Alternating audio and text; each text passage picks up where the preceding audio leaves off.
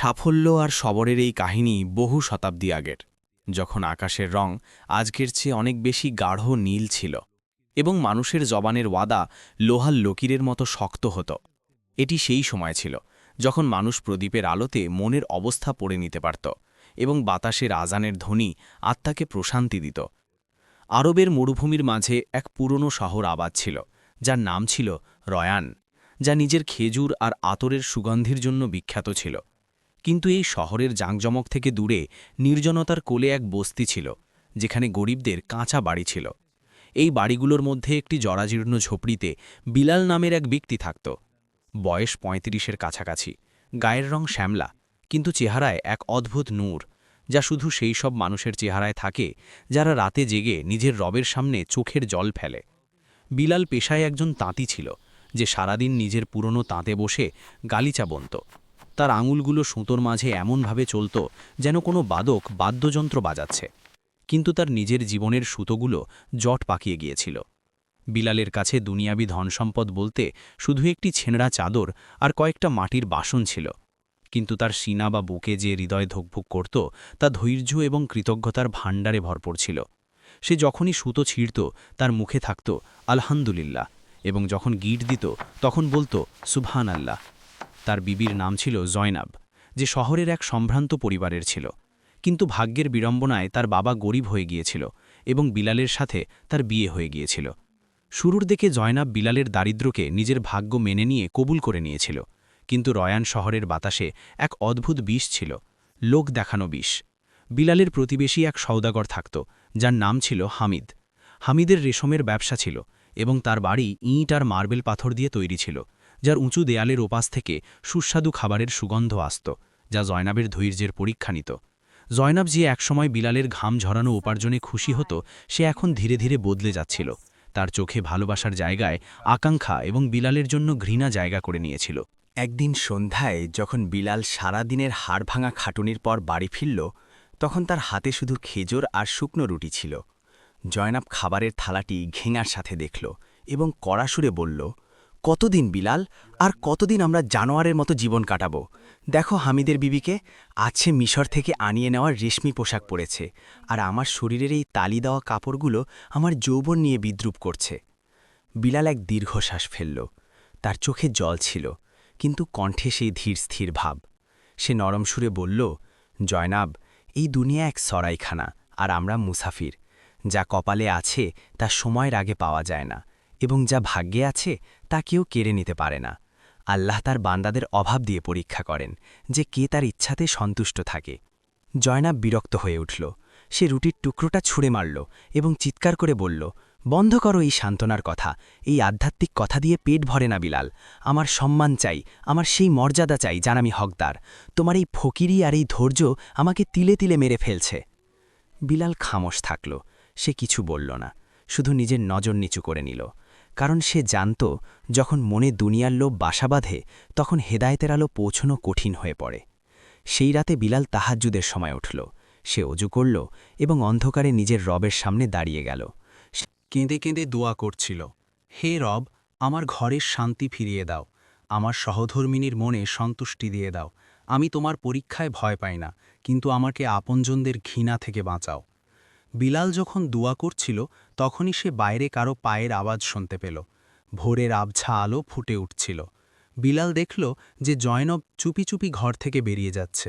সে মাথায় চাদর জড়িয়ে রেখেছিল এবং হাতে একটি ছোট্ট পুটলি ছিল। বিলালের বুক ধড়ফড় করে উঠল। সে ডাক দিল, জয়নব। জয়নব ধমকে গেল, কিন্তু সে ঘুরে তাকাল না। তার পিঠ বিলালের দিকে ছিল এবং তার শব্দগুলো কোনো খঞ্জরের মতো বিলালের বুকে বিঁধে গেল। সে না ঘুরেই বলল, আমাকে আটকানোর চেষ্টা করো না বিলাল, আমি ফয়সালা করে নিয়েছি। হামিদ সওদাগরের তার ঘরের কাজকর্মের জন্য এক মহিলার প্রয়োজন ছিল। সে আমাকে ওয়াদা করেছে যে যদি আমি তার ওখানে কাজ করি তবে সে আমাকে সেই জীবন দেবে যা তুমি কোনো দিন দিতে পারোনি। আমি আর তোমার এই ফকিরির বোঝা বইতে পারছি না। বিলাল স্তব্ধ হয়ে গেল। তার চোখের সামনে অন্ধকার নেমে এলো। এটি শুধু চাকরির কথা ছিল না, এটি বিলালের আত্মসম্মান আর তার ভালোবাসার শেষ বিদায় ছিল। সে টলমলে গলায় বলল, জয়নব, যেও না। অন্যের দোরগোড়ার আমিরির চেয়ে নিজের ঝুপড়ির শুকনো রুটি অনেক ভালো। আল্লাহর ওপর ভরসা রাখো। কিন্তু জয়নবের ওপর শয়তানের ধোঁকা পুরোপুরি জেকে বসেছিল। সে এক পা সামনে বাড়াল এবং শেষবার বলল, ভরসায় পেট ভরে না, এবং সে কুয়াশায় মিলিয়ে গেল। বিলাল দরজার চৌকাঠ ধরে মাটিতে বসে পড়ল। তার ঘর, যা একসময় তার জান্নাত ছিল, তা এখন জনশূন্য হয়ে গিয়েছিল। বাইরে ভোরের আজান শুরু হল। হাইয়া আলাল ফালাহ। বিলালের চোখের জল গড়িয়ে তার দাঁড়ি ভিজিয়ে দিচ্ছিল। সে আকাশের দিকে তাকাল এবং এক ভাঙা হৃদয়ের সাথে হাসার চেষ্টা করল। হে আল্লাহ, যদি আমার সব কিছু কেড়ে নিয়ে তুমি আমাকে তোমার কাছে পেতে চাও, তবে আমার এই সওদা মঞ্জুর। বিলালের ঠোঁট থেকে বেরিয়ে আসা এই শব্দগুলো বাতাসে প্রতিধ্বনিত হয়ে শান্ত হয়ে গেল, কিন্তু আরশওয়ালা হয়তো এটি কবুল করে নিয়েছিলেন, কারণ সেই মুহূর্তেই বিলালের মন থেকে দুনিয়ার যতটুকু ভয় অবশিষ্ট ছিল তাও বিদায় নিল। সে তার চোখের জলে ভেজা জায়নামাজ গুছিয়ে নিল, নিজের পুরনো তাঁতের ওপর হাত বুলিয়ে নিল, যা বছরের পর বছর তার পেট চালিয়েছিল, এবং এক ছোট পুটলিতে কুরআন পাক, এক মশক জল এবং কিছু শুকনো খেজুর বেঁধে নিল। সে ঘরের দরজা খোলা রেখে দিল, কারণ এখন সেখানে হেফাজত করার মতো জীবনের কোনো সম্পদই অবশিষ্ট ছিল না, স্মৃতি ছাড়া।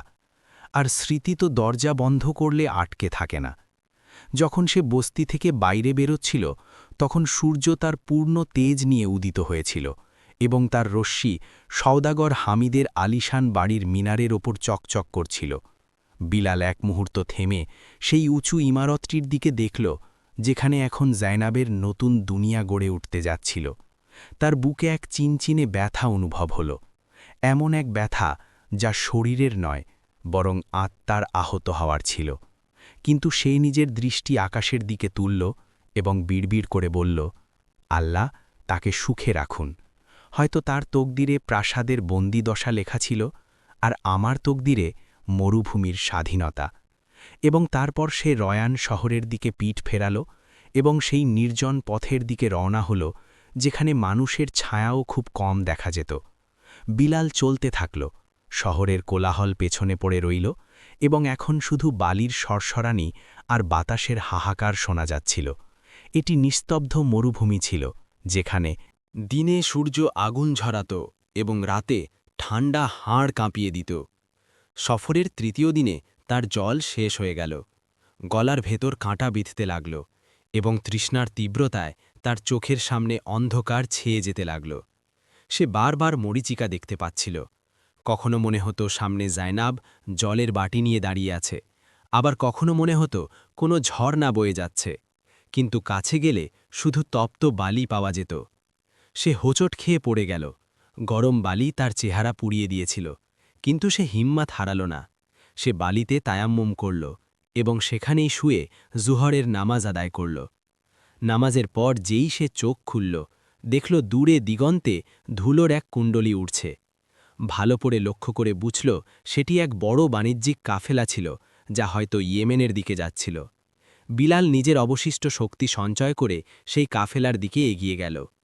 কাছে পৌঁছে দেখল এই কাফেলা কোনো সাধারণ সওদাগরের নয়, বরং বিখ্যাত ধনী মীর সুলতানের ছিল, যার কাছে শত শত উট আর ঘোড়ার লস্কর ছিল। কাফেলার লোকগুলো এক মরুদ্যানের কাছে তাঁবু ফেলছিল। বিলাল, যার অবস্থা এক ফকিরের চেয়েও খারাপ হয়ে গিয়েছিল, তাদের তাঁবুর কাছে পৌঁছাল এবং এক পাহারাদারকে বলল, হে আল্লাহর বান্দা, এক ঢক জল দেওয়া যাবে? পাহারাদার তাকে ঘৃণার সাথে দেখল। তার ছেঁড়া কাপড় আর ধুলোমাখা চেহারা দেখে সে ধাক্কা দিয়ে বলল, চল সর এখান থেকে, এটি মীর সুলতানের তাঁবু, এখানে ভিখারিদের কোনো জায়গা নেই। বিলাল মাটিতে পড়ে গেল, কিন্তু সে কোনো অভিশাপ দিল না, শুধু এতটুকু বলল, জল আল্লাহর, এবং আমরা সবাই তার মুখাপেক্ষী। এখনও এই তর্ক চলছিল, এমন সময় এক গম্ভীর আওয়াজ এলো। কিসের শোরগোল? তাঁবু থেকে মীর সুলতান বাইরে এলো, এক বলিষ্ঠ ব্যক্তি যার আঙুলে আংটি আর গলায় কিমতি মতির মালা ছিল। সে বিলালকে দেখল এবং নিজের শান দেখানোর জন্য চাকরদের বলল, একে জল দাও, যাতে না বলতে পারে যে সুলতানের দুয়ার থেকে কেউ তৃষ্ণার্ত ফিরে গিয়েছিল, কিন্তু খেয়াল রেখো, এই যেন আমাদের জিনিসের ধারে কাছে না ঘেঁষে। বিলাল জল পান করল, আল্লাহর শুকরিয়া আদায় করল এবং এক খেজুর গাছের ছায়ায় বসে পড়ল। রাত হলে কাফেলায় হঠাৎ হুড়োহুড়ি পড়ে গেল। মীর সুলতানের গর্জন শোনা গেল, গাদ্দাররা, চোরেরা, আমার খাস হীরের থলি গায়েব, যা আমি এখনই মসনাদে রেখেছিলাম। তাঁবুতে আমি আর আমার চাকররা ছাড়া আর কেউ আসেনি। সে রাগে তলোয়ার বের করে নিল। সন্দেহের তীর ফুরন বিলালের দিকে ঘুরল, কারণ সেই এক অজনবী ছিল যে সন্ধ্যায় সেখানে এসেছিল। পাহারাদাররা বিলালকে ঘিরে ধরল। নিশ্চয়ই এই ফকিরই চুরি করেছে। যখন একে জল দেওয়া হচ্ছিল তখন এর নজর আমাদের মালের ওপর ছিল। মীর সুলতান রাগে পাগল হয়ে যাচ্ছিল। সে হুকুম দিল, এর তল্লাশি নাও, আর যদি মাল না পাওয়া যায় তবে চাবুক মেরে শিকার করাও। বিলাল অনেক বোঝাল, আল্লাহর কসম আমি চোর নই, আমি তো শুধু নিজের তৃষ্ণা মেটাতে এসেছিলাম। কিন্তু সম্পদের নেশায় চুর সুলতান একটি কথাও শুনল না। বিলালের হাত খিজুর গাছের গুড়ির সাথে বেঁধে দেওয়া হলো। তার শরীরে চাবুক মারা হতে লাগল। প্রতি চাবুকে তার মুখ থেকে শুধু ইয়া আল্লাহ, ইয়া রহমান বেরোচ্ছিল। তার পিঠ থেকে রক্ত ঝরতে লাগল, কিন্তু সে চুরির মিথ্যে স্বীকারোক্তি দিল না। ব্যথার তীব্রতায় বিলাল বেহুশ হতে চলেছিল। ঠিক তখনই কাফেলার এক বাবুর্চির চিৎকার শোনা গেল, হুজুর থামুন, পাওয়া গেছে, থলি পাওয়া গেছে। সবাই স্তব্ধ হয়ে গেল। বাবুর্চি কাঁপা কাঁপা হাতে হীরের থলিটি দেখালো এবং বলল, হুজুর, এই থলিটি আপনার পোষা বাজ পাখি মাংসের টুকরো মনে করে তুলে নিয়েছিল এবং এটি পাশের গাছের ডালে নিয়ে গিয়ে ছেড়ে দিয়েছিল। এইমাত্র আমি চাঁদের আলোতে কিছু চকচক করতে দেখলাম তো বুঝতে পারলাম। মীর সুলতানের হাত থেকে চাবকটি নিচে পড়ে গেল। পুরো কাফেলা লজ্জার সাগরে ডুবে গেল। এক নির্দোষ নামাজি আর মুসাফিরের ওপর জুলুম করার ভয় সবার চেহারায় ছিল। সুলতান দৌড়ে বিলালের কাছে এলো। সে নিজে নিজের হাতে বাঁধন খুলে দিল এবং কাঁদতে কাঁদতে বিলালের পায়ে পড়ে গেল। আমাকে মাফ করে দাও মুসাফির, আমার সম্পদ আমাকে অন্ধ করে দিয়েছিল, আমি গুনাহগার। বিলাল ব্যথায় কোঁকাতে কোঁকাতে তাকে তুলল। তার চেহারায় তখনও সেই নুরানি চমক ছিল।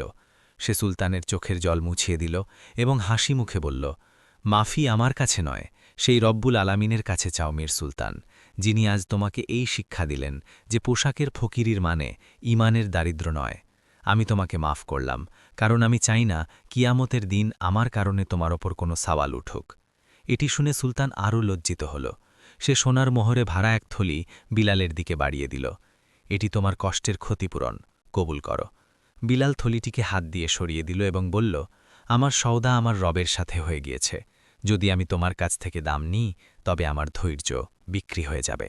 এই বলে বিলাল নিজের পুরনো ঝোলাটি তুলে নিল এবং খুঁড়িয়ে খুঁড়িয়ে অন্ধকারের দিকে চলতে শুরু করল। সুলতান আর তার পুরো কাফেলা মূর্তির মতো দাঁড়িয়ে তাকে ততক্ষণ দেখল যতক্ষণ না সে দৃষ্টির আড়ালে চলে গেল। সেই রাতে মীর সুলতান তার রেশমি বিছানায় নয় বরং মাটিতে শুয়ে রাত কাটালেন। বিলাল তো চলে গিয়েছিল, কিন্তু সে সুলতানের হৃদয়ে এমন এক আলো জ্বালিয়ে দিয়েছিল যা হীরের চমকের চেয়ে অনেক বেশি মূল্যবান ছিল। মীর সুলতানের কাফেলা থেকে দূরে যাওয়ার পর বিলাল নিজের পথ বদলে নিল। এখন তার সফর কোনো মানুষের বস্তির দিকে নয় বরং এমন এক এলাকার দিকে ছিল যার ব্যাপারে মুসাফিররা শুধু ভয়াবহ কাহিনীতে আলোচনা করত। এই সফর সপ্তাহখানেক চলল। তার পায়ের তালু ক্ষতবিক্ষত হয়ে গিয়েছিল এবং তার পুরনো চটিগুলো অনেক আগেই স্বাদ ছেড়ে দিয়েছিল। এখন সে খালি পায়ে সেই জমিতে হাঁটছিল যেখানকার মাটিও কালো ছিল আর পাথরও মিশমিশে কালো। কয়েকদিনের একটানা সফরের পর দিগন্তে ধোঁয়ার কালো মেঘ দেখা গেল। এটি স্যাহকোট শহর ছিল, যাকে মানুষ ধোঁয়ার বস্তিও বলত। এই শহর কোনো সাধারণ শহরের মতো ছিল না। এখানে না খেজুরের বাগান ছিল, না জলের নালা। এখানে শুধু বড় বড় চুল্লি ছিল, লোহার কারখানা ছিল আর আকাশ ছোঁয়া চিমনি ছিল যা দিন রাত কালো ধোঁয়া উগড়ে দিত। শহরের দেয়ালে কালি জমে গিয়েছিল এবং এখানকার বাসিন্দাদের চেহারায় এক অদ্ভুত উদাসীনতা আর কঠোরতা ছিল। এখানকার বাতাসে ফুলের নয় বরং জ্বলন্ত কয়লা আর গলানো লোহার গন্ধ ছিল। বিলাল যখন শহরের ভারী লোহার দরজা দিয়ে প্রবেশ করল তখন তার মনে হলো যেন সে কোনো কবরস্থানে পা রেখেছে, যেখানে মানুষ জীবিত তো ছিল কিন্তু তাদের আত্মা মরে গিয়েছিল। কেউ এই অজানা মুসাফিরের দিকে ফিরেও তাকাল না। সবাই নিজের যান্ত্রিক জীবনে মগ্ন ছিল। সূর্য ডুবছিল, কিন্তু ধোঁয়ার কারণে আকাশে লালিমার বদলে এক ঘোলাটে অন্ধকার ছেয়েছিল। বিলাল ক্ষুধার তৃষ্ণায় কাতর ছিল, কিন্তু সে কারো সামনে হাত পাতল না। সে এমন এক জায়গার খোঁজে ছিল যেখানে সে নিজের পরিশ্রমে রুটির টুকরো রোজগার করতে পারে। চলতে চলতে সে শহরের একেবারে শেষ প্রান্তে পৌঁছাল, যেখানে এক অনেক পুরনো আর বিশাল কামারের দোকান ছিল। দোকানের ভেতর থেকে হাতুড়ির এমন জোরালো আওয়াজ আসছিল যেন কোনো যুদ্ধ চলছে। বিলাল উকি দিল। সেখানে এক বলিষ্ঠ ব্যক্তি, যার শরীর লোহার মতো শক্ত আর চেহারা কয়লার মতো কালো ছিল, পুরো শক্তি দিয়ে এক লাল টকটকে লোহার টুকরোর ওপর হাতুড়ি পেটাচ্ছিল। তার নাম ছিল জব্বার। জব্বার শেয়ালকোটের সবচেয়ে দক্ষ কিন্তু সবচেয়ে বদমেজাজি কামার বলে পরিচিত ছিল। তার চোখে সবসময় রক্তিম ভাব থাকত এবং মানুষ বলতো যে তার বুকে হৃদয় নয় বরং পাথরের এক টুকরো আছে। বিলাল নিজের শুকনো গলায় সালাম জানাল, আসসালামু আলাইকুম। জব্বারের হাতুড়ি বাতাসে থমকে গেল। সে ঘুরে বিলালকে দেখল। তার নজর এত তীক্ষ্ণ ছিল যে কোনো দুর্বল হৃদয়ের মানুষ সেখানেই লুটিয়ে পড়বে। সে বিলালের ছেঁড়া কাপড় আর দুর্বল শরীর ওপর থেকে নিচে দেখল এবং নিজের গম্ভীর গলায় বলল, ওয়ালাইকুম। এখানে খয়রাত পাওয়া যায় না মুসাফির। যদি খিদে লাগে তবে মসজিদের রাস্তা ধরো, আর যদি মৃত্যু চাও তবে চুল্লিতে ঝাঁপ দাও।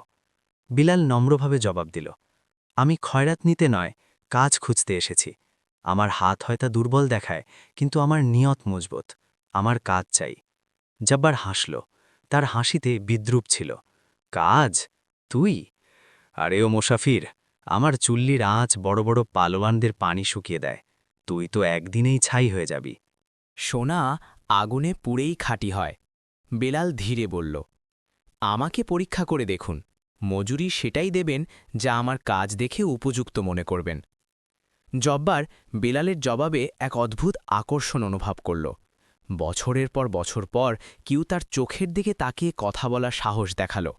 সে এক ভারী হাপড়, বাতাস দেওয়ার বড় চামড়ার পাখা, এর দিকে ইশারা করল এবং বলল, ঠিক আছে, ওই হাপড়টি চালাতে হবে সকাল থেকে রাত পর্যন্ত। যদি আগুন নেভে তবে তোর শ্বাস আটকে দেব। আর মনে রাখিস, এখানে শুধু কাজ হয়, কথা নয়। বেলাল বিসমিল্লা বলল এবং হাপড়ের রশি ধরে নিল।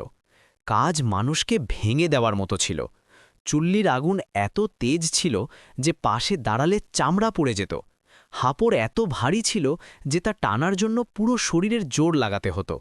কিন্তু বেলাল, যে গতকাল পর্যন্ত গালিচা বোনা এক নাজুক শিল্পী ছিল, এখন নিজের আধ্যাত্মিক শক্তিতে সেই লোহার কারখানায় টিকে ছিল।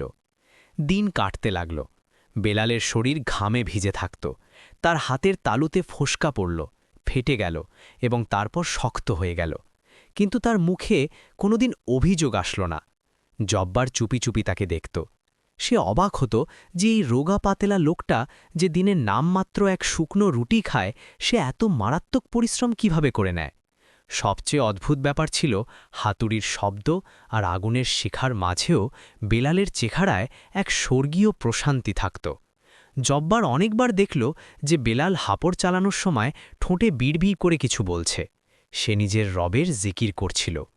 এক রাতে যখন শহর ঘুমিয়ে গিয়েছিল এবং কারখানায় নিস্তব্ধতা ছিল, বেলাল কারখানার কোণে নিজের ছেঁড়া চাদর বিছিয়ে নামাজ পড়ছিল। জব্বার নিজের চারপাইপে শুয়ে তাকে দেখছিল।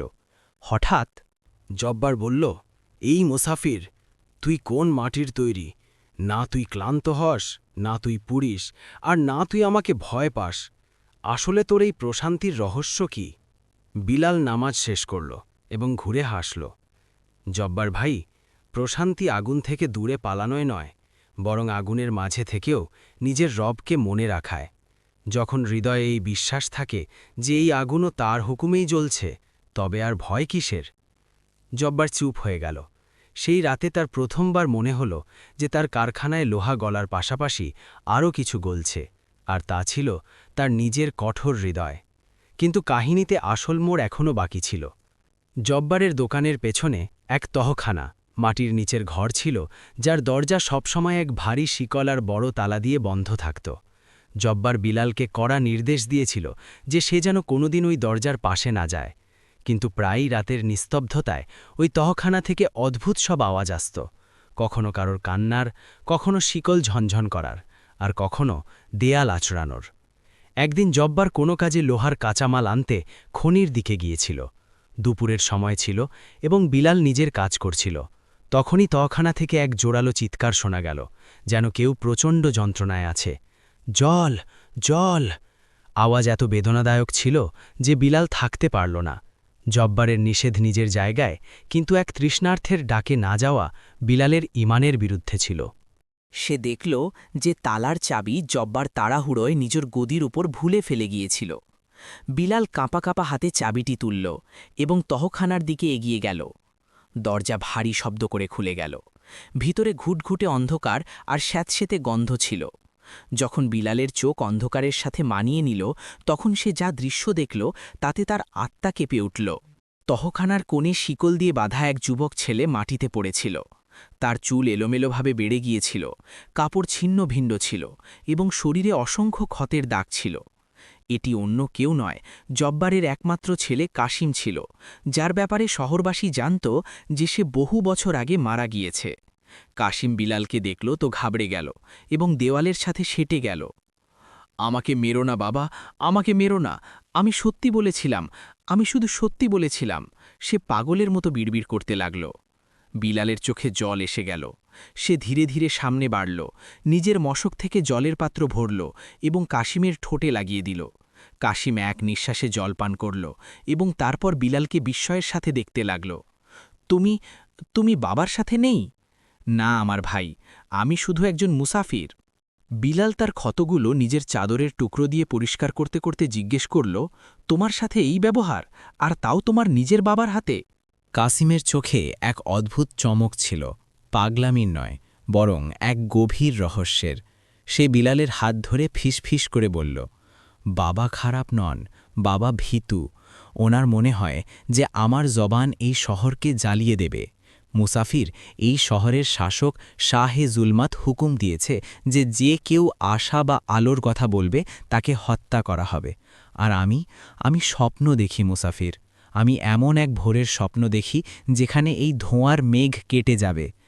বিলাল বুঝে গেল এই ছেলেটি পাগল ছিল না, বরং সে একজন বিদ্রোহী ছিল যে অন্ধকারের বস্তিতে আলোর কথা বলার সাহস দেখিয়েছিল। আর জব্বার সেই অত্যাচারী বাবা ছিল না, বরং এক নিরুপায় বাবা ছিল, যে নিজের ছেলেকে অত্যাচারী বাদশাহর তলোয়ার থেকে বাঁচানোর জন্য দুনিয়ার চোখে তাকে মৃত এবং নিজের চোখে পাগল ঘোষণা করে এই তওখানায় বন্দী করে রেখেছিল। বিলাল যখনই বাস্তবতা বুঝতে পারছিল, তখনই হঠাৎ পেছন থেকে দরজা জোরালো শব্দে খুলে গেল। সেখানে জব্বার দাঁড়িয়েছিল, তার বিশাল শরীর রাগে কাঁপছিল, হাতে এক লোহার তপ্ত রড ছিল এবং চোখে হিংস্রকা। তুই আমার আমানতে খেয়ানত করলি মুসাফির, জব্বার গর্জে উঠল, তার আওয়াজে তওখানা কেঁপে উঠল। আমি বলেছিলাম এই দরজা খুলবি না, এখন তোকে এর দাম দিতে হবে। জব্বার পুরো শক্তি দিয়ে বিলালের দিকে ধেয়ে এলো। কাসিম চিৎকার করল, না বাবা, এ ভালো মানুষ। কিন্তু জব্বারের রাগ সপ্তম আকাশে ছিল, তার ভয় ছিল যে বিলাল তার রহস্য শহরে ফাঁস করে দেবে এবং বাদশাহর সৈন্যরা তার ছেলেকে নিয়ে যাবে। বিলাল নিজের জায়গা থেকে নড়ল না, সে না তো বাঁচার চেষ্টা করল আর না পালাল। সে শুধু নিজের প্রশান্ত দৃষ্টি দিয়ে জব্বারকে দেখল এবং ধীর কিন্তু মজবুত গলায় বলল, জব্বার, সন্তানকে মৃত্যু থেকে বাঁচানোর জন্য তাকে জ্যান্ত দাফন করে দেওয়া, এটি কি সেই রবের ওপর ভরসা না করার শাস্তি নয়, যিনি অন্ধকারেও পোকাকে খাবার পৌঁছে দেন? জব্বারের হাত বাতাসেই থেমে গেল। তপ্ত রডটি তার হাতে কাঁপতে লাগল। এই শব্দগুলি সরাসরি তার সেই ক্ষতে আঘাত করল যা সে বছরের পর বছর লুকিয়ে রেখেছিল। পরিবেশে এক প্রাণঘাতী নিস্তব্ধতা ছেয়ে গেল। তখানার স্যাঁতস্যাঁতে বাতাসে বিলালের ঈমান আর জব্বারের ভয় মুখোমুখি দাঁড়িয়েছিল। তখনই হঠাৎ বাইরে শহরে দামামা বাজার আওয়াজ এলো। এটি বিপদের ঘোষণা ছিল। কেউ চিৎকার করছিল, শাহী সেপাই প্রতিটি বাড়িতে তল্লাশি নিতে আসছে। কেউ খবর দিয়েছে যে বিদ্রোহী কাসিম বেঁচে আছে। জব্বারের চেহারা ফ্যাকাশে হয়ে গেল, তার হাত থেকে রডটি পড়ে গেল। হে আল্লাহ, এখন কি হবে? সে অসহায় হয়ে মাটিতে বসে পড়ল। আমি বছরের পর বছর একে লুকিয়ে রাখলাম, আজ সব কিছু শেষ হয়ে যাবে। বিলাল সামনে এগিয়ে জব্বারের কাঁধে হাত রাখল। এখন তাকে একজন মজুর নয়, বরং একজন পথপ্রদর্শক মনে হচ্ছিল। ভয় পেও না জব্বার, যে আল্লাহ ইউসুফ আলাইসাল্লামকে কুয়ো থেকে বের করে সিংহাসনে বসাতে পারেন, তিনি তোমার ছেলেকেও বাঁচাতে পারেন। কিন্তু এখন আমাদের লোহা দিয়ে নয়, বুদ্ধিতে কাজ নিতে হবে। বিলাল কাসিমকে তুলল এবং তার শিকল খুলতে লাগল। জব্বার, নিজের চুল্লির আগুন তেজ করো, এত ধোঁয়া করো যে হাতের কাছে হাতও না দেখা যায়। আজ এই ধোঁয়াই আমাদের পর্দা হবে। বিলালের গলায় এমন এক বিশ্বাস ছিল যা জব্বারের কাঁপা হাতে শক্তি জুগিয়ে দিল। সে তৎক্ষণাৎ চুল্লিতে ভেজা ভুসি আর কাঁচা কয়লা ঢেলে দিল এবং পুরো শক্তি দিয়ে হাঁপড় চালাতে লাগল। দেখতে দেখতে সেই কারখানা, যা আগেই অন্ধকারে ছিল, এখন এক ঘন এবং দম বন্ধ করা কালো ধোঁয়ার সাগরে ডুবে গেল। বিলাল এই ধোঁয়ার আড়ালেই কাসিমকে তুলল এবং লোহার আবর্জনার পেছনে রাখা এক বড় আর খালি জলের হাউজের ভেতর নামিয়ে দিল, যার ওপরে সে লোহার পুরনো শিকল আর অকেজো চাদর ফেলে দিল, যাতে কারো সন্দেহ না হয়। কাসিম যেই নিজের শ্বাস বন্ধ করল, অমনি লোহার ভারী দরজা এক জোরালো ধাক্কায় খুলে গেল এবং শাহী সৈন্যদের দল ভেতরে প্রবেশ করল। তাদের হাতে নাঙ্গা তলোয়ার ছিল এবং চেহারায় মুখোশ। সবার আগে তাদের সেনাপতি বখতিয়ার ছিল, যার এক চোখে গভীর ক্ষত ছিল এবং অন্য চোখ শিকারের সন্ধানে বাজের মতো জ্বলজ্বল করছিল। ভেতরে পা রাখতেই সৈন্যদের দম বন্ধ হতে লাগল, তারা কাশতে শুরু করল। বখতিয়ার নিজের নাকে কাপড় চাপা দিয়ে গর্জে উঠে জিজ্ঞেস করল, এটি কি তামাশা জাব্বার? তুই পুরো শহরে ধোঁয়া ছড়িয়ে দিয়েছিস? তুই কি শাহী ফৌজকে অন্ধ করতে চাস? জাব্বারের হৃৎপিণ্ড গলায় উঠে এসেছিল, তার জবান তালুতে আটকে গিয়েছিল। কিন্তু তখনই ধোঁয়ার মেঘ চিরে বিলালের শান্ত আর গম্ভীর আওয়াজ এলো, মাফ করবেন সেনাপতি মহোদয়, আমরা স্যাফ হাওলাত তৈরি করছিলাম, আর কারিগররা জানেন যে আসল ইস্পাতকে ততক্ষণ ঢালাই করা যায় না যতক্ষণ তাকে ধোঁয়া আর অন্ধকারের কোলে না পাকানো হয়। বখতিয়ার অবাক হয়ে গেল। সে ধোঁয়ার মধ্য থেকে ফুটে ওঠা বিলালের চেহারাটি দেখল, যা ঘাম আর কালিতে মাখা ছিল, কিন্তু তার চোখে ভয়ের কোনো চিহ্ন ছিল না। বখতিয়ার ধীরে ধীরে সামনে বাড়ল। তার তলোয়ারের ডগা বিলালের সিনা থেকে মাত্র 1 ইঞ্চি দূরে ছিল। সে সন্দেহ ভরা চোখে জিজ্ঞেস করল, তুই কে? জব্বার তো একাই কাজ করে, আর তোর জবান বলছে যে তুই এই অভাগা বস্তির লোক নোস। বিলাল নজর না নামিয়ে জবাব দিল, আমি একজন মুসাফির, রিজিকের সন্ধানে আমি এখানে এসেছি, আর লোহার প্রকৃতি বোঝা আমার কাজ। বখতিয়ার এক হুঙ্কার ছাড়ল এবং নিজের সৈন্যদের ইশারা করল, তল্লাশি নাও, চিপাচাপা সব খুঁজে বের করো, আমি খবর পেয়েছি সেই পাগল বিদ্রোহী এখানেই কোথাও লুকিয়ে আছে। সৈন্যরা ভাঙচুর শুরু করল। তারা লোহার সিন্দুক বুলটে দিল, বস্তার ভেতর বল্লম ঢুকিয়ে দেখল। জব্বারের শ্বাস আটকে গিয়েছিল। সে জানত যদি একজন সৈন্যও সেই জলের হাউসের কাছে যায় তবে সবকিছু শেষ হয়ে যাবে। একজন সৈন্য সেই হাউসের কাছে পৌঁছাল। সে নিজের তলোয়ারের ডগা দিয়ে হাউসের উপর থাকা চাদরটি সরাতে চাইল। কাসিম ভেতরে নিজের হৃৎস্পন্দন নিয়ন্ত্রণ করার চেষ্টা করছিল। মৃত্যু মাত্র 1 নিঃশ্বাসের দূরত্বে দাঁড়িয়েছিল। ঠিক সেই সময় বিলাল জানবুঝকার ইচ্ছাকৃতভাবে নিজের হাত থেকে এক ভারী হাতুড়ি লোহার একটি বড় প্লেটের উপর ফেলে দিল। ঠন করে এক কানফাটা আওয়াজ হল, যা সবার ধ্যান নিজের দিকে টেনে নিল। সৈন্যটি চমকে পেছনে হটে গেল। বখতিয়ার রাগে বিলালের দিকে ধেয়ে এলো, বদমাইশ, তুই এটি ইচ্ছে করে করেছিস। বিলাল মাফি চেয়ে করল, হাত ফসকে। বখতিয়ার রাগে চারদিকে দেখল। ধোঁয়ার কারণে কিছু পরিষ্কার দেখা যাচ্ছিল না এবং সৈন্যদের দম বন্ধ হয়ে আসছিল। সে বিরক্ত হয়ে বলল, এখানে কেউ নেই, মনে হয় খবরের লোক ভুল খবর দিয়েছিল। এই জব্বার তো নিজেই নিজের আগুনে জ্বলছে, সে আবার কাউকে কি আশ্রয় দেবে? যাওয়ার সময় বখতিয়ার জব্বারকে সতর্ক করে দিল, যদি জানতে পারি যে তুই রাজকীয় আদেশের বিরুদ্ধে কোনো ইঁদুরকেও আশ্রয় দিয়েছিস, তবে এই চুল্লিতে লোহার বদলে তোকে গলিয়ে দেব। এরপর সেটার দলের সাথে বাইরে বেরিয়ে গেল। যেই দরজা বন্ধ হলো, জব্বার মাটিতে পড়ে গেল। তার পুরো শরীর ঘামে ভিজে গিয়েছিল। সে কাঁপতে কাঁপতে বলল, ইয়া খুদা, এটি কোনো অলৌকিক ঘটনা ছিল, আমার মনে হয়েছিল আজ আমার শেষ দিন। বিলাল তাড়াতাড়ি হাউস থেকে কাসিমকে বের করল। কাসিমের চেহারা ধোঁয়ায় কালো হয়ে গিয়েছিল, কিন্তু সে বেঁচে ছিল। বিলাল গম্ভীরভাবে বলল, জব্বার ভাই, এখন শুকরিয়া আদায়ের সময়, কিন্তু উৎসব করার নয়। বখতিয়ার খালি হাতে গিয়েছে ঠিকই, কিন্তু তার সন্দেহ শেষ হয়নি। সে নিশ্চয়ই পাহারা বসিয়ে গিয়েছে। আমরা এখন আর বেশি দেরি এখানে থাকতে পারব না।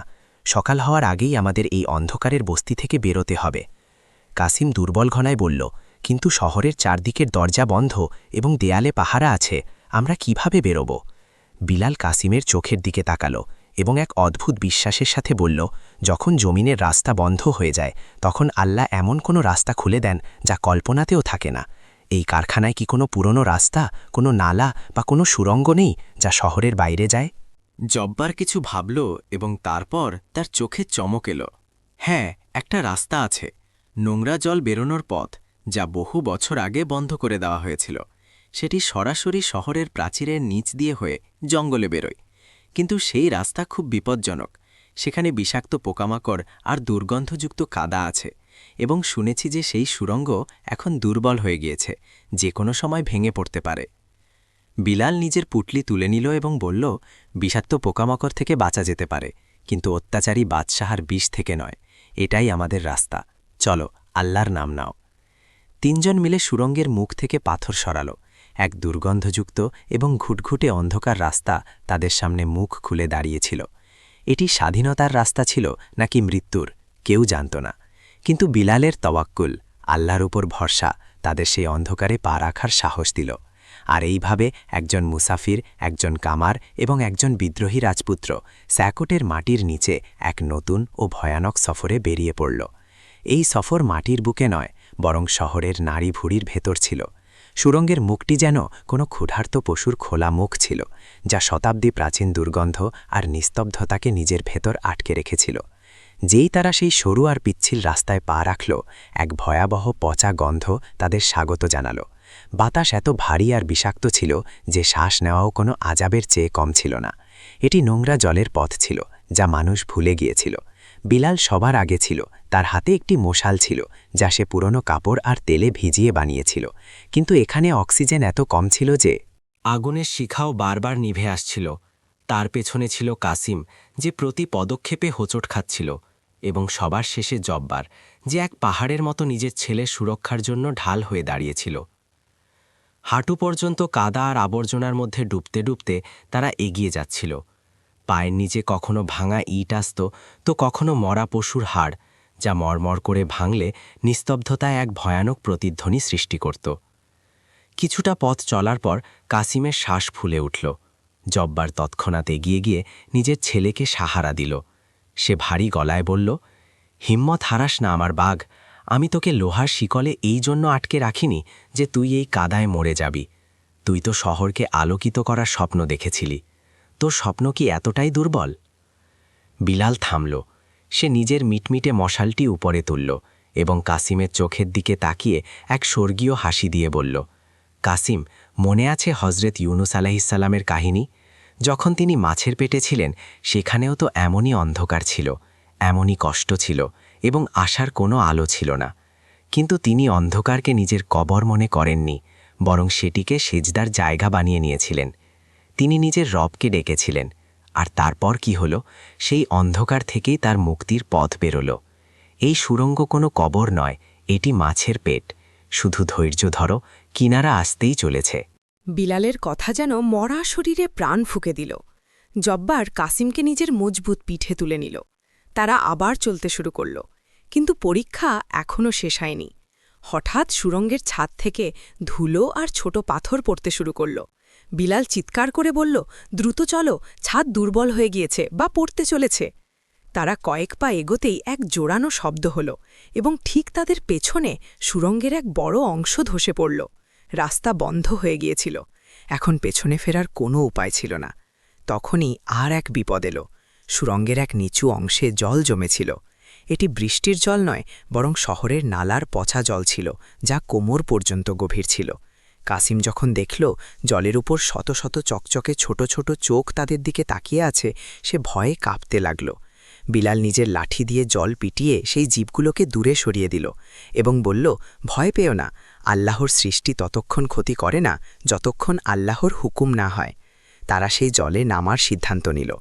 প্রতি পদক্ষেপে কাদা তাদের নিচের দিকে টানছিল। ঘণ্টার পর ঘণ্টা সফরের পর যখন তাদের মনে হল যে এখন তাদের শক্তি শেষ হয়ে গিয়েছে এবং এই অন্ধকার কোনোদিন শেষ হবে না, তখনই বিলাল বাতাসের দিকে পরিবর্তন অনুভব করল। পচা গন্ধের বদলে এখন ভেজা মাটি আর বুনো ঘাসের মিষ্টি সুবাস আসছিল। বাতাস! বিলাল চিৎকার করল, তাজা বাতাস! আমরা পৌঁছে গিয়েছি। সামনে দূরে একটি ছোট বিন্দু দেখা গেল, যা মৃদু জ্যোৎস্নার আলো ছিল। তারা পাগলের মতো সেই আলোর দিকে ছুটল। যখন তারা সুড়ঙ্গের মুখ থেকে বেরোল, তারা কাদা আর ময়লায় মাখামাখি হয়েছিল, কিন্তু তাদের ফুসফুসে যে বাতাস গেল তা স্বাধীনতার বাতাস ছিল। তারা এক ঘন আর জনশূন্য জঙ্গলের মাঝে বেরিয়েছিল, যেখানে বড় বড় গাছ আকাশ ছুঁয়েছিল এবং চাঁদ তার পূর্ণ উজ্জ্বলতা নিয়ে চকচক করছিল। তিনজন সেখানেই ঘাসের ওপর পড়ে গেল। জব্বার কাসিমকে মাটিতে শুইয়ে পাগলের মতো তার মুখ চুম্বন করতে লাগল। তুই বেঁচে আছিস আমার সন্তান, তুই বেঁচে আছিস। বাপ ছেলের এই মিলনের এই দৃশ্য দেখে বিলালের চোখও ভিজে গেল। সে আকাশের দিকে হাত তুলল এবং সেজদায় পড়ে গেল। কিছুক্ষণ বিশ্রাম নেওয়ার পর তারা পাশেই বয়ে যাওয়া এক ঝর্ণার কাছে গেল। তারা নিজেদের শরীর থেকে সেই ময়লা আর দুর্গন্ধ ধুয়ে ফেলল, যা স্যাকোটের চিহ্ন ছিল।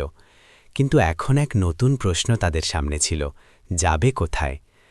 কাসিম জঙ্গলের গভীরের দিকে ইশারা করে বলল, বিলাল ভাই, বাবা, আমি বইতে পড়েছিলাম যে এই জঙ্গলের ওই পারে ওয়াদিয়ে নূর, আলোর উপত্যকার রাস্তা আছে, যেখানে পুরনো আমলের দরবেশরা থাকত। কিন্তু মানুষ বলে যে এই জঙ্গলে মায়ার ছায়া বাস করে। যেই এতে প্রবেশ করে সে নিজের স্মৃতি হারিয়ে ফেলে বা পথ হারিয়ে চিরকালের জন্য এখানেই বন্দী হয়ে যায়। জব্বার তার কুড়ালটি শক্ত করে ধরল এবং বলল, আমরা মৃত্যুর মুখ থেকে বেরিয়ে এসেছি কাসিম, এখন ছায়াকে আর কিসের ভয়? যতক্ষণ আমার বাহুতে জোর আছে তোর কোনো ক্ষতি হতে দেব না। কিন্তু বিলাল খামোশ ছিল। সে গম্ভীরভাবে বলল, কাসিম ঠিকই বলছে, এই জঙ্গল সাধারণ নয়, এখানে শত্রু তলোয়ার নিয়ে নয় বরং সংশয় হয়ে আসবে। তারা সফর শুরু করল। জঙ্গল এতই ঘন ছিল যে জ্যোৎস্নাও খুব কষ্টে মাটিতে পৌঁছচ্ছিল। চলতে চলতে তাদের মনে হতে লাগল কেউ তাদের পিছু নিচ্ছে। হঠাৎ কাসিম থামল এবং একটি গাছের দিকে ইশারা করে চিৎকার করল, বাবা দেখো।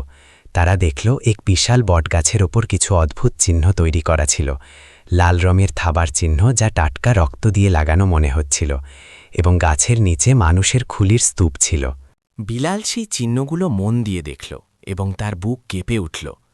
এটি গোমসুদা, মানে নিখোঁজ কলার সীমানা।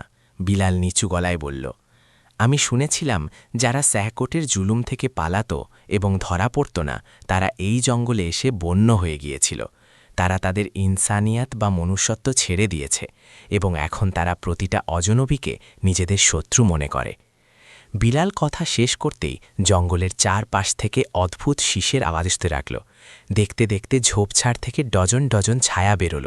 তাদের শরীরে পশুর চামড়া ছিল, চেহারায় রং মাখা ছিল এবং হাতে পাথর ও হাড়ের তৈরি অস্ত্র ছিল।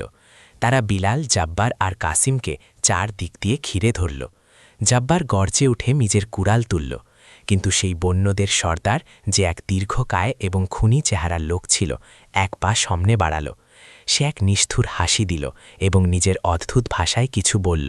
তারপর ভানা ভানা ভাষা ভারী দোনায় বলল, স্যাকোটের লোহা আর শাহী রক্তের গন্ধ, তোমরা আমাদের শিকার নও, তোমরা আমাদের কোরবানি। বিলাল বুঝে গেল যে শক্তি এখানে কাজে আসবে না। বিলাল জাব্বারের হাত নিচে নামিয়ে দিল এবং নিরস্ত্র হয়ে সেই সর্দারের চোখের দিকে তাকিয়ে বলল, আমরা শত্রু নই, আমরাও সেই অত্যাচারীর দ্বারা নির্যাতিত, যার ঘৃণার আগুন তোমাদের বুকে জ্বলছে। আমরা স্যাকোট থেকে লোহা বা শাহী রক্ত আনেনি, আমরা সেখান থেকে আশা বাঁচিয়ে নিয়ে এসেছি। সর্দার বিলালকে দেখল, তারপর কাসিমের দিকে দেখল। সে এক মুহূর্ত ভাবল, তারপর হঠাৎ এক হুকুম দিল, এদের বেঁধে ফেল। আজ রাতে খামোশ ঝিল, শান্ত হ্রদ এর কিনারে ফয়সালা হবে যে এটি আশা নাকি গোয়েন্দা। যদি গোয়েন্দা বেরোয় তবে কুমিরের পেট ভরবে, আর যদি সত্যি মজলুম হয় তবে এদের ওই পারে যাওয়ার অনুমতি মিলবে যেখান থেকে কেউ ফিরে আসে না। তাদের রশি দিয়ে বেঁধে ফেলা হলো। বিলাল তখনও শান্ত ছিল। তাদের জঙ্গলের আরও গভীর অংশে নিয়ে যাওয়া হলো, যেখানে একটি হ্রদ ছিল যার জল কুচকুচে কালো ছিল। কিন্তু বিলাল এটি জানত না যে এই কওম বা গোষ্ঠী আর এই হ্রদের ওই পারে এমন এক বাস্তবতা তাদের জন্য অপেক্ষা করছে যা তার পুরো জীবনের দর্শনকে নাড়িয়ে দেবে। সেখানে তাদের এমন এক ব্যক্তির সাথে দেখা হওয়ার ছিল যার ব্যাপারে দুনিয়া ভাবত যে সে শুধু একটি রূপকথা, একজন বৃদ্ধ হেকিম বা কবিরাজ যার কাছে সময়কে পড়ার জ্ঞান ছিল। খামোশ ঝিলের কিনারে মশাল জ্বলছিল। গোষ্ঠীর লোকগুলো এক বড় বৃত্তে জড়ো হয়েছিল। মাঝখানে বিলাল, জাব্বার আর কাসিম হাঁটু গেড়ে বসেছিল। তাদের হাত পেছনে বাঁধা ছিল। হ্রদের জলের ওপর নড়াচড়া দেখা গেল, আর অনেক বড় বড় কুমিরের নাক দেখা গেল যা তাদের শিকারের অপেক্ষা করছিল। গোষ্ঠীর সর্দার এক ভারী পাথরের খঞ্জর বাতাসে নাড়াল। সে নিজের গম্ভীর আওয়াজে বলল, এই অজনবীদের আত্মায় স্যাকোটের বিষ আছে। হ্রদের দেবতা ক্ষুধার্ত, এদের তাদের হাতে তুলে দাও। দুজন হৃষ্টপুষ্ট বন্য লোক কাসিমকে ধরে হ্রদের দিকে টানতে লাগল। কাসিম চিৎকার করতে চাইল, কিন্তু ভয়ে তার আওয়াজ গলায় আটকে গেল। জাব্বার রশি ছেড়ার জন্য ছটফট করতে লাগল, আমার ছেলেকে ছেড়ে দাও, আমাকে মেরে ফেলো, কিন্তু ওকে ছেড়ে দাও। তার চিৎকার নিস্তব্ধতাকে চিড়ে দিল, কিন্তু সেই পাথর হৃদয় লোকেদের ওপর কোনো প্রভাব পড়ল না। বিলাল নিজের চোখ বন্ধ করে নিল। মৃত্যু সামনে দাঁড়িয়েছিল, কিন্তু তার মন তখনও নিজের রবের সাথে যুক্ত ছিল। সে ধীর কিন্তু মজবুত গলায় কালেমায় শাহাদাত পড়তে শুরু করল। ঠিক সেই সময় যখন কাসিমকে জলে ধাক্কা দেওয়া হতে যাচ্ছিল, জঙ্গলের সবচেয়ে ঘন অংশ থেকে একটি আওয়াজ এলো। একটি আওয়াজ যা কোনো বিদ্যুতের গর্জনের মতো নয়, বরং পুরনো পাহাড়ের ঘর্ষণের মতো ভারী আর গম্ভীর ছিল। থামো! সবাই মূর্তির মতো দাঁড়িয়ে রইল। সর্দারের হাত বাতাসেই থমকে গেল। হ্রদের ধারের ঘন গাছের আড়াল থেকে এক বৃদ্ধ বাইরে বেরোলেন। তার কোমর বাঁকা ছিল, দাড়ি মাটি ছুঁয়েছিল এবং চোখে একটি পট্টি বাঁধা ছিল। তিনি অন্ধ ছিলেন, কিন্তু তিনি কোনো সাহায্য ছাড়াই এমনভাবে হাঁটছিলেন যেন জঙ্গলের পরমাণু তাকে পথ দেখিয়ে দিচ্ছে। এটি সেই পীরে দানিশ, জ্ঞানী বৃদ্ধ ছিলেন, যার ব্যাপারে দুনিয়া ভাবত তিনি শুধু একটি কাহিনী। সর্দার তৎক্ষণাৎ মাথা নত করল। পীরে দানিশ এই অজনবীরা গোয়েন্দা। বৃদ্ধ হাত তুললেন এবং সর্দার খামোশ হয়ে গেল। তিনি সরাসরি বিলালের কাছে এলেন। তিনি বিলালের চেহারার দিকে মুখ করে দীর্ঘশ্বাস নিলেন। তারপর কাঁপা কাঁপা গলায় বললেন, আমি এখানে বারুদ বা লোহার গন্ধ পাচ্ছি না সর্দার। আমি এখান থেকে ইউসুফি আতরের সুগন্ধ পাচ্ছি। এটি সেই সুগন্ধ যা শুধু তখনই তৈরি হয় যখন কোনো বান্দা কুয়োর অন্ধকারেও নিজের রবের আঁচল ছাড়ে না। বৃদ্ধ ইশারা করলেন এবং রশি খুলে দেওয়া হল। তিনি বিলালের কাঁধে হাত রাখলেন এবং বললেন, হে মুসাফির, তুমি এখানে পথহারীরা আসনি। সময় তোমাকে এখানে টেনে এনেছে। এই গোষ্ঠী অত্যাচারী নয়। এরা সেই মানুষ যাদের স্যাকোটের বাদশারা এত কষ্ট দিয়েছে যে এরা নিজেদের মনুষ্যত্ব ভুলে জানোয়ার হয়ে গিয়েছে। এদের বিশ্বাস করাও যে দুনিয়ায় এখনও দয়া বেঁচে আছে। বিলাল উঠে দাঁড়াল। সে দেখল শত শত বর্ণলোক মশাল নিয়ে তাকে দেখছে। বিলাল কোনো জাদুর খেলা দেখাল না। সে শুধু এতটুকু করল যে রাতের সেই নিস্তব্ধতায় জঙ্গলের মাঝখানে নিজের আধ্যাত্মিক কণ্ঠে আজান দিতে শুরু করল, আল্লাহ আকবার, আল্লাহ আকবার। তার আওয়াজ বাতাসের ওপর সাওয়ার হয়ে জঙ্গলের কোনায় কোনায় ছড়িয়ে গেল। সেই আওয়াজ যা একসময় রয়ান শহরের ছোট মসজিদে প্রতিধ্বনিত হতো, আজ এই নির্জনে প্রতিধ্বনিত হচ্ছিল। যেমন যেমন বিলালের শব্দগুলো বাতাসে মিশতে লাগল, এক অদ্ভুত মোজেজা বা অলৌকিক ঘটনা ঘটল।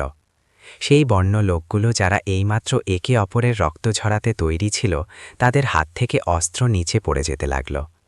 তাদের চোখ থেকে, যা বহু বছর ধরে শুকনো ছিল, জল বইতে লাগল। আজানের শব্দগুলো তাদের কঠোর আত্মায় হাতুড়ির মতো নয়, বরং মলমের মতো লাগছিল। তারা বুঝতে পারছিল না এটি কি, কিন্তু তারা প্রশান্তি পাচ্ছিল।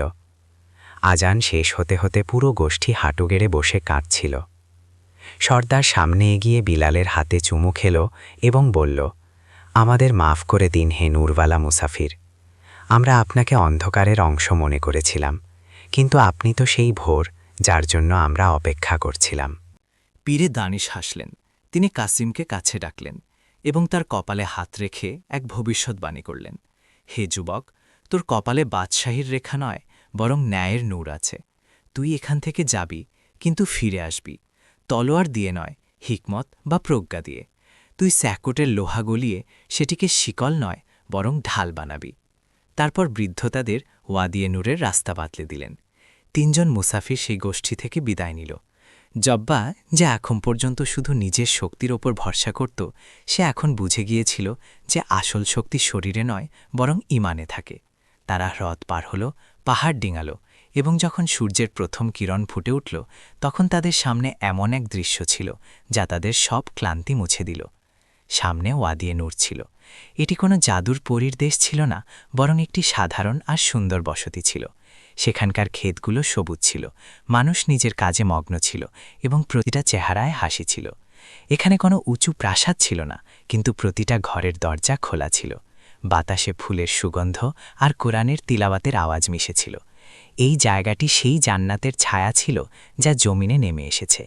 বিলাল, জব্বার আর কাসিমকে এমনভাবে স্বাগত জানানো হলো যেন তারা হারিয়ে যাওয়া ভাই।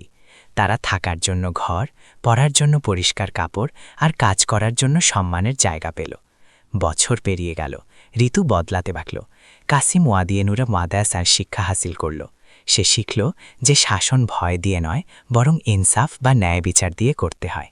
যেমনটি বৃদ্ধ বলেছিলেন 10 বছর পর কাসিম আবার স্যাহকোটে গেল। এইবার সে বিদ্রোহী নয়, বরং একজন নেতা হয়ে গেল। স্যাহকোটের জনতা, যারা জুলুমে অতিষ্ঠ হয়ে গিয়েছিল, তারা তার সাথে যোগ দিল। এক ফোঁটা রক্ত না ঝরিয়ে অত্যাচারী বাদশাহার তখত উল্টে গেল। কাসিম লোহার চুল্লির জায়গায় স্কুল আর বাগান তৈরি করাল। স্যাহকোট এখন দারুল আমান, শান্তির আবাস হয়ে গিয়েছিল। জব্বার বৃদ্ধ হয়ে গিয়েছিল, কিন্তু তার বাহু এখনও লোহার মতোই শক্ত ছিল। সে ওয়াদিয়ে নূরে থেকে গরিবদের জন্য ঘর বানাল আর চাষাবাদের সরঞ্জাম তৈরি করল। তার কঠোর হৃদয় এখন মোম হয়ে গিয়েছিল। সে প্রায়ই সন্ধ্যায় বসে শিশুদের বিলালের কাহিনী শোনাত। আর বিলাল ওয়াদিয়ে নূরের একটি ছোট মসজিদে নিজের বাকি জীবন কাটিয়ে দিল। সে আর কোনোদিন বিয়ে করেনি, কোনোদিন সম্পদ জমা করেনি। সে সারাদিন মানুষের কাপড় সেলাই করত আর সারা রাত নিজের রবের ইবাদাত করত। একদিন রয়ান শহর থেকে এক ক্লান্ত সদাগর ওয়াদিয়ে নূরে এলো। সে বিলালের সাথে দেখা করল এবং কথার ছলে জানাল যে রয়ান শহর আর আগের মতো নেই। সেখানে এক বড় খরা দেখা দিয়েছে। সেই যে হামিদ সদাগর ছিল, তার ব্যবসা ধ্বংস হয়ে গিয়েছে। শোনা গিয়েছে তার বিবি, যার নাম জয়নাব ছিল, সে এখন খুব খারাপ অবস্থায় আছে। হামিদের মৃত্যুর পর তার সৎ সন্তানেরা তাকে ঘর থেকে বের করে দিয়েছে। এখন সে দুয়ারে দুয়ারে ঘুরে বেড়ায় আর প্রায়ই কাঁদতে কাঁদতে বলে, আমি হিরে প্রত্যাখ্যান করে কাঁচের টুকরো জমা করেছিলাম, আজ আমার হাত রক্তাক্ত। এটি শুনে বিলালের চোখে জল এসে গেল। সে সাউদাগারকে নিজের জমানো পুঁজি, কিছু রূপোর মুদ্রা দিল এবং বলল, এটি ওই মহিলার কাছে পৌঁছে দিও এবং বলো যে বিলাল তোমাকে মাফ করে দিয়েছে। আল্লাহ তোমাকে ধৈর্য দান করুন। সে জয়নাবের সাথে দেখা করার চেষ্টা করেনি, কারণ সে জানত যে কিছু কাহিনী অসম্পূর্ণ থাকাই সুন্দর হয় এবং তাদের দেখা হওয়া এখন এই দুনিয়ায় নয়, বরং আখিরাতে সম্ভব হবে। এবং তারপর বিলাল, সে তার জায়নামাজের সেজদার অবস্থায় ছিল যখন তার আত্মা এই দুনিয়া থেকে বিদায় নিল। কাসিম নিজের বাদশাহী ছেড়ে তার জানাজায় সামিল হতে এলো। তাকে উপত্যকার সবচেয়ে উঁচু টিলায় দাফন করা হলো। তার কবরে কোনো মার্বেল পাথর লাগানো হয়নি, শুধু একটি কাঠের তক্তি ছিল যাতে লেখা ছিল, এখানে সেই বাদশাহ শুয়ে আছেন যার কাছে দুনিয়ার কোনো সিংহাসন ছিল না, কিন্তু যার হৃদয় ধৈর্য ও কৃতজ্ঞতার সাম্রাজ্যের মালিক ছিল। গল্পের শিক্ষা: বিলালের জীবন শেখায় যে যখন মানুষ আল্লাহর ওপর পুরো ভরসা করে নেয়, তখন মরুভূমিও মরুদ্যান হয়ে যায় আর আগুনও ঠান্ডা হয়ে যায়। বিপদ মানুষকে ভাঙতে নয়, বরং তার মর্যাদা উঁচু করতে আসে। আমিন।